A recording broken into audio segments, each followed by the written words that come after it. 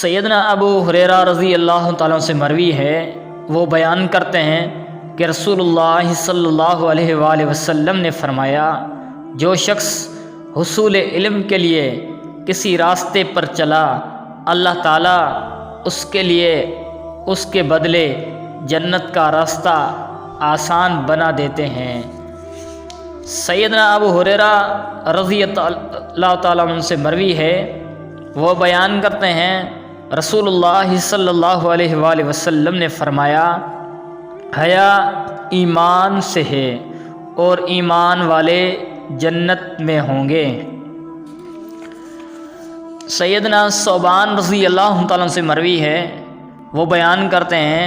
کہ رسول اللہ صلی اللہ علیہ وآلہ وسلم نے فرمایا، کون ہے جو مجھے اس چیز کی ضمانت دے کہ وہ لوگوں سے کسی چیز کا سوال نہیں کرے گا،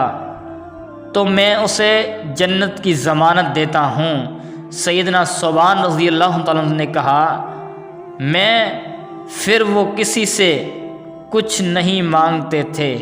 سیدنا جابر رضی اللہ تعالیٰ سے مروی ہے، وہ نبی کریم صلی اللہ علیہ وآلہ وسلم سے بیان کرتے ہیں، آپ صلی اللہ علیہ وآلہ وسلم نے فرمایا،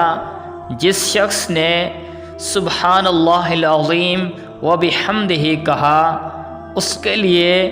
جنت میں ایک کھجور کا درخت لگایا جاتا ہے۔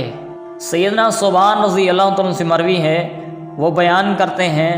کہ رسول اللہ صلی اللہ علیہ وآلہ وسلم نے فرمایا، جو روح جسم سے جدا ہوئی اور وہ 3 چیزوں تکبر، خیانت اور قرض سے بری تھی، تو وہ جنت میں داخل ہوگی۔